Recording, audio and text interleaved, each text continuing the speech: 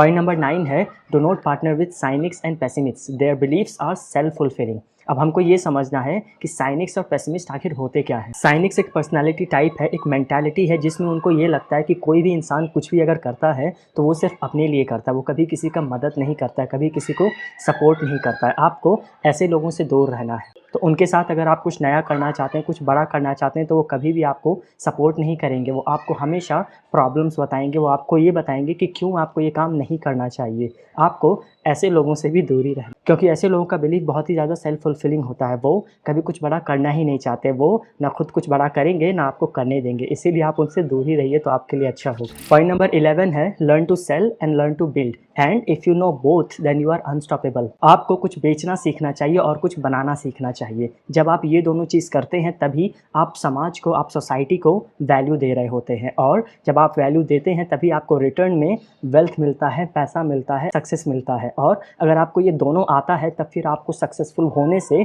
कोई भी नहीं रोक सकता। पॉइंट नंबर 12 है, arm your self with specific knowledge, accountability and leverage. आपको खुद को किसी एक चीज़ में बहुत ही ज़्यादा माहिर बनाना है। उसके बाद फिर आपको खुद को अकाउंटेबल बनाना है कि आप क्या कर रहे हैं, क्या नहीं कर रहे हैं, वो किसी एक इंसान को आप बताइए। आप जब अकाउंटेबल नहीं रहेंगे तब फिर आप प्रोक्रास्टिनेट करने लगते हैं, और प्रोक्रास्टिनेशन की वजह से आपके पास कितना भी टैलेंट हो, आप कभी सक्सेस को हासिल कर ही नहीं पाते हैं। और उसके बाद फिर तीसरा पॉइंट आता है लेवरेज करना। अपना काम किसी और से कराइए। वो चीज़ें जो रिपीटेडली करते हैं आप उनको किसी और से करवाइए, आप उनको तरीका समझा दीजिए और वो आपको काम करके दे देंगे। इससे आपका कैपेसिटी बढ़ेगा। आप जिस काम में बहुत अच्छे हैं, जो काम कोई और नहीं कर सकता, आप सिर्फ उसी काम पर ध्यान दीजिए। वो काम जो कोई और कर सकता है, जो रिपीटेडली होता है, उसको आप जब किसी और से करवाने लगते हैं तो आपको सफिशिएंट टाइम मिलता है, आपको स्पेस मिलता है कि आप सोच सकें, क्रिएटिव आइडियाज़ पे अपना दिमाग लगा सकें, और आपके ग्रोथ होने का चांस बढ़ जाता है। और अपनी लाइफ में अगर आप सारा काम खुद ही करते हैं, कभी लेवरेज पर ध्यान ही नहीं दिया,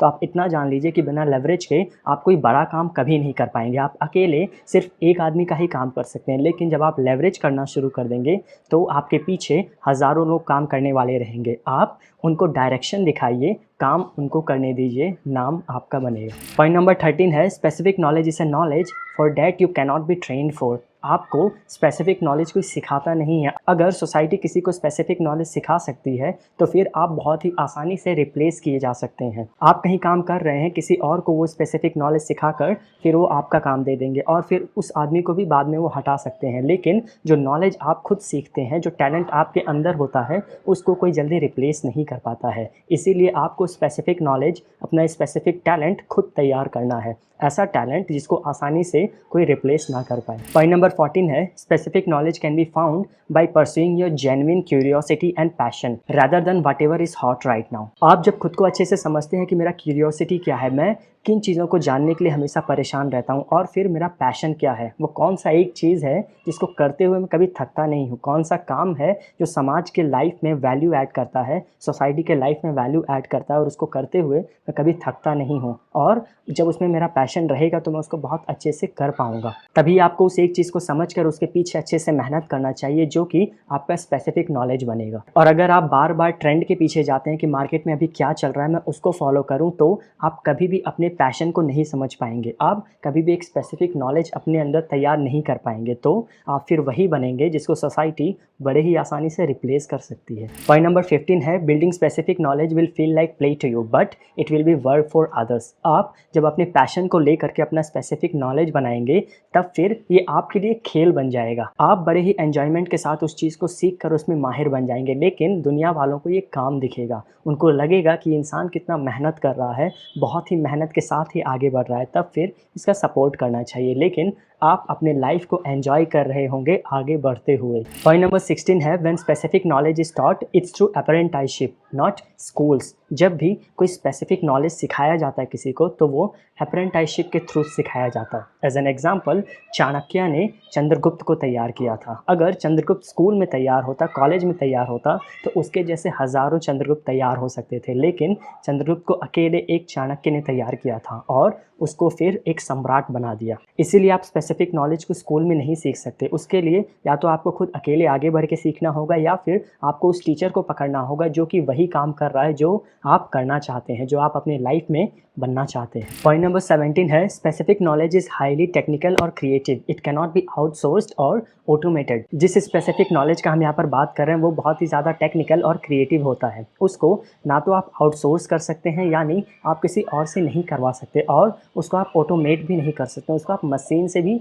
नहीं करवा सकते हैं। आप ही एक ऐसे इंसान है जो उस काम को सबसे अच्छे से कर सकता है। पॉइंट नंबर 18 है embrace accountability and take business risk under your own name. आपको अकाउंटेबिलिटी को एक अच्छा चीज़ मानना होगा और उसको हमेशा अपने फ़ायदे के लिए इस्तेमाल करना होगा। आप किसी एक ऐसे इंसान को अपॉइंट कर सकते हैं, किसी एक ऐसे इंसान से मदद ले सकते हैं जो कि आपको हमेशा अकाउंटेबल बना कर रखे, जो आपसे हमेशा ये पूछे कि आपने ये प्लान किया था, आपने उसको अचीव क्यों नहीं किया, आपका आगे का क्या प्लान है, आप अब कैसे करने वाले हो, आप क्यों नहीं कर रहे हो, ये सब आपसे जो पूछे वो आपको बहुत ही ज़्यादा आगे लेकर जाएगा। और जब भी आपको बिज़नेस में कोई रिस्क लेना हो तो उसको हमेशा अपने नाम पर लीजिए, उसको किसी के ऊपर डालकर नहीं लेना है। रिस्क जब आपके ऊपर रहेगा तो प्रॉफिट आपका होगा। और इसी तरीके से जब आप अकाउंटेबल रहेंगे और रिस्क को अपने नाम पर लेंगे तो फिर सोसाइटी आपको रिवॉर्ड देगी। वो रिवॉर्ड आपको रिस्पॉन्सिबिलिटी, इक्विटी और लेवरेज के तौर पे मिलेगा, यानी कि आपको लोग ज़्यादा से ज़्यादा रिस्पॉन्सिबिलिटी देंगे क्योंकि आप अकाउंटेबल हैं।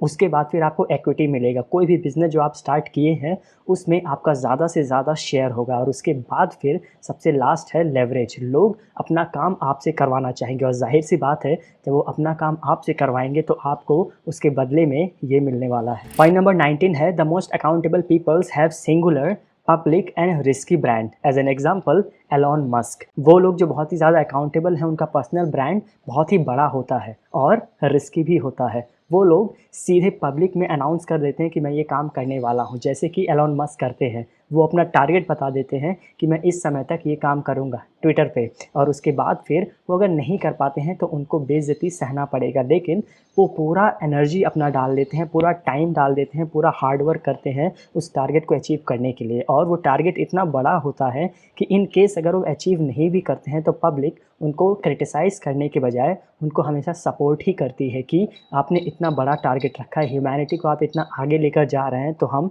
आपके साथ हैं। पॉइंट नंबर 20 है fortunes require leverage and business leverage comes from capital, people and product with no marginal cost of replication. जब भी आपको अपनी लाइफ में बड़ा पैसा बनाना है तो उसके लिए आपको लेवरेज का ही इस्तेमाल करना पड़ेगा। और बिजनेस में मोस्टली जो लेवरेज होता है वो होता है आपकी पूंजी का, फिर उसके बाद आपके लोगों का, और फिर आपके प्रोडक्ट का। और आज के टाइम पे, आज के मॉडर्न टाइम पे कोड और मीडिया ये दोनों एक बहुत ही अच्छे लेवल के लेवरेज हैं। एज एन एग्जांपल, अगर आपको किसी को कुछ सिखाना है तो आपको वहाँ पर मौजूद होना पड़ता था पुराने समय पर, लेकिन आज के टाइम पर अगर आप एक वीडियो रिकॉर्ड कर ले रहे हैं तो उसके ज़रिए आप हज़ारों, लाखों और करोड़ों लोगों को कुछ सिखा सकते हैं और उसके ज़रिए अपना इनकम क्रिएट कर सकते हैं। तो ये मीडिया बहुत ही अच्छा लेवरेज है। और दूसरा लेवरेज है कोड।